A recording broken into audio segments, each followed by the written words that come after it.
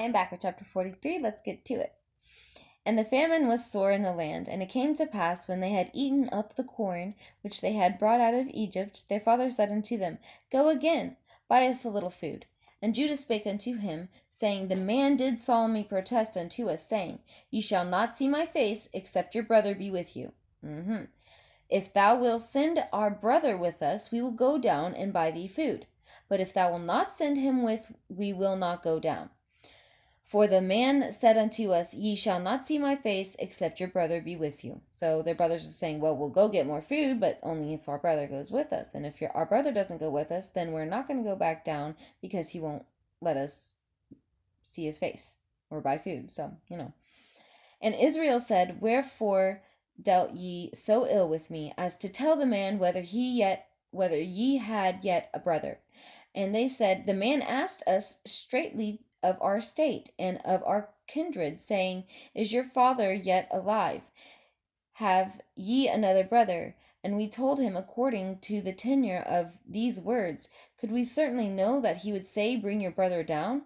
And Judah said unto Israel his father, Send the lad with me, and we will arise and go, that we may live and not die, both we and thou, and also our little ones. I will be surety for him. Of my hand shalt thou require him, if I bring him not unto thee, and set him before thee, and let me bear the blame forever. and let me bear the blame forever. For except we had lingered, surely now we had returned the second time. And the father Israel said unto them, If it must be so now, do this. Take of the best fruits in the land in your vessel, and carry down the man a present, a little balm, and a little honey, spices, and myrrh, and nuts, and almonds.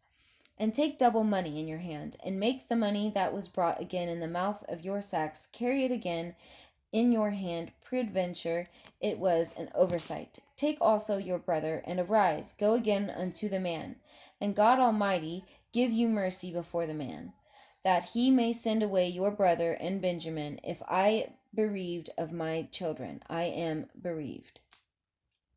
And the man took the presents, and they took double money in their hand, and Benjamin, and arose up and went down to Egypt, and stood before Joseph. And when Joseph saw Benjamin with them, he said to the ruler of his house, Bring these men home, and slay and make ready, for these men shall dine with me at noon.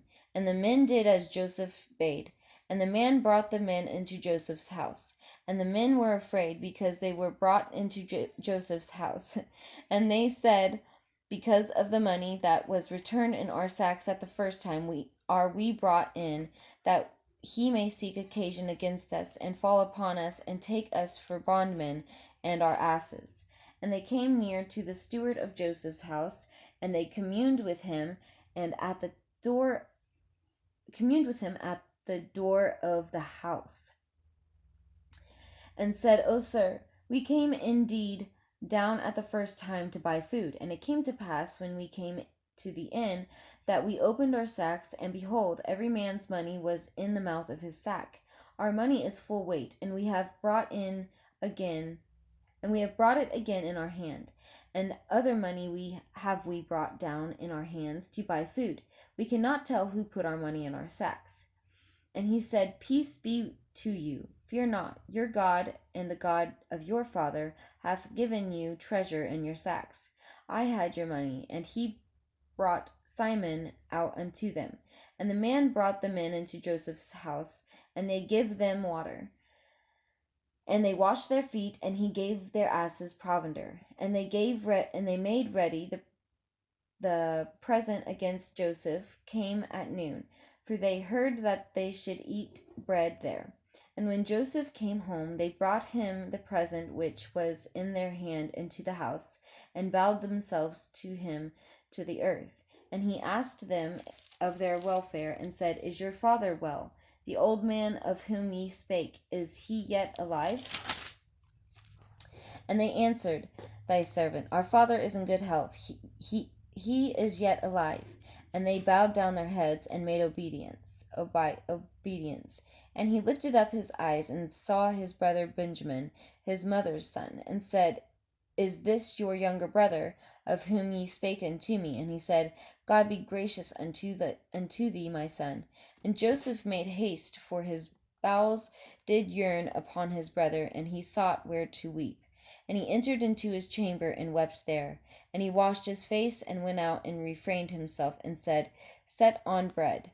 And they set on for him by himself, and for them by themselves, and for the Egyptians which did eat with him by themselves, because the Egyptians might not eat bread with the Hebrews, for that is an abomination unto the Egyptians. And they sat before him, the firstborn according to his birthright, and the youngest according to his youth. And the men marveled one at another.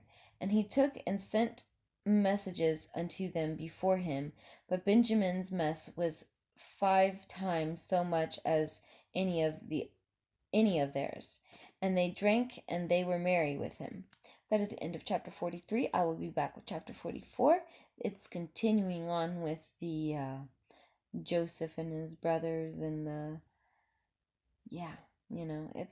it's an interesting way to end this book, because the book ends with Joseph and his brothers and his father and the famine, and yeah.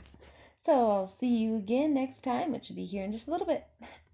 Because I'm just gonna finish reading this book. Thank you for watching. Bye.